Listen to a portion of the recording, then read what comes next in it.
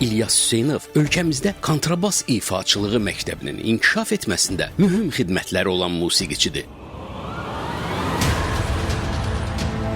İlyas Hüseynov musiqiyə erkən yaşlarından böyük həvəs göstərib. Əvvəlcə fortepianoda ifa etməyi öyrənən İlyas bəy daha sonra başqa bir musiqi alətinə maraq salıb. O, kontrabasda ifa etmək qərarına gəlib. Necə? Mən tək kontrabasda? Hə.